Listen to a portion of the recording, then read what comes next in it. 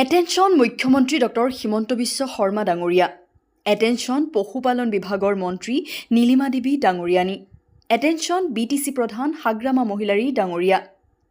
গো সুৰক্ষা আইন শিথিল কৰিলেনে BTCত? এফালে কঠোৰ আইন প্ৰণয়ন, আনফালে গৰু কিনা বেচাৰ বাবে বজাৰ মুকলি। কোন দিশে গতি কৰিছে BTCৰ আইন ব্যৱস্থা? কিমান বয়সৰ গৰু কিনা বেচা কৰিব পাৰিব সৰ্বসাধাৰণ ৰাইজে? ক্ৰয় কৰা গৰু কি কাম ব্যৱহাৰ কৰিব পাৰিব জনতাই? গো মাংস বিক্ৰী আৰু ভক্ষণ কৰিব পাৰিবনে ৰাইজে? কি হ'ব এতিয়া আৰক্ষীৰ ভূমিকা?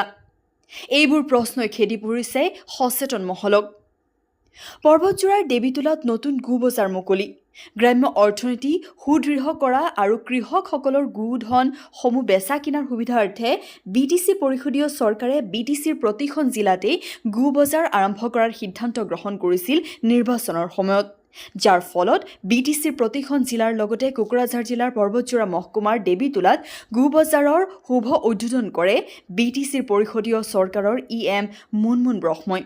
যি সময়ত অসম চৰকাৰে গো সুৰক্ষা আইনৰ জৰিয়তে গো সৰবৰাহ আৰু গৰু ব্যৱসায়ৰ ওপৰত প্ৰতিবন্ধকতা আৰোপ কৰিছে, ঠিক তেনে সময়তে BTC পৰিষদীয় চৰকাৰে গো বজাৰ মুকলি কৰা কাৰ্যই ৰাইজৰ মাজত ব্যাপক চৰ্চাৰ কেন্দ্ৰবিন্দু হৈ পৰিছে। দেৱীতোলা গো বজাৰ শুভ উদ্বোধন অনুষ্ঠানত কৃষক আৰু গো বেপাৰীসকল উপস্থিত থকা পৰিলক্ষিত হয়। উক্ত গৰু বজাৰৰ পৰা যাতে নিৰীহ জনগণ আৰক্ষীৰ দ্বাৰা নিৰ্যাতনৰ বলি হ'বলগীয়া নহয়, তাৰ বাবে ৰাজ্য আৰু BTC চৰকাৰক চোকা দৃষ্টি ৰাখিবলৈ আহ্বান জনাইছে সচেতন মহলে। News desk report DLive 365। আমাৰ কৃষকসকলৰ গ্ৰামীণ জীৱনৰ এটা মূলধনৰ কিনা বেচাৰ এটা স্থল কেটেল মাৰ্কেট মই দেৱীতোলা পৰ্বতজোৰাৰ কাৰণে দেৱীতোলাত আমি মুকলি কৰিছোঁ। এইটো আমাৰ চৰকাৰৰ এটা প্ৰশংসনীয় এটা পদক্ষেপ। যোৱা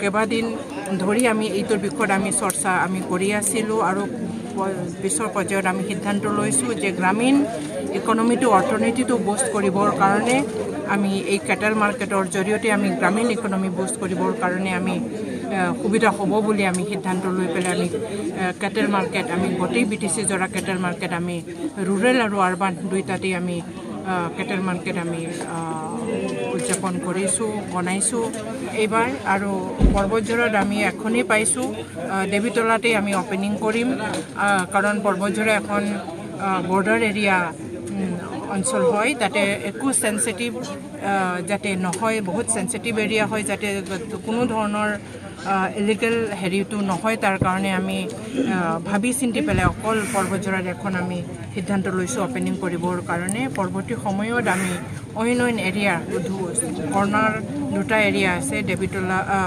ৰূপসী আৰু আমাৰ বকৰীবাৰী জলাবিলা মহামায়া এৰিয়া অঞ্চল, এই অঞ্চলবিলাকতো আমি অপেনিং কৰিম। চিটুৱেশ্যনটো আমি চাম যাতে কোনো ধৰণৰ হেৰিটো নহয়, বৰঞ্চ পাব্লিকৰ যাতে মংগল হয়, ৰুৰেল গ্ৰামীণ অৰ্থনীতিটো যাতে বুষ্ট হয়, তাৰ কাৰণে আমি চিন্তা চৰ্চা কৰি পেলাই আমি এইটো কৰিছোঁ আৰু পৰৱৰ্তী সময়ত সেই দুখনো আমি মুকলি কৰিম।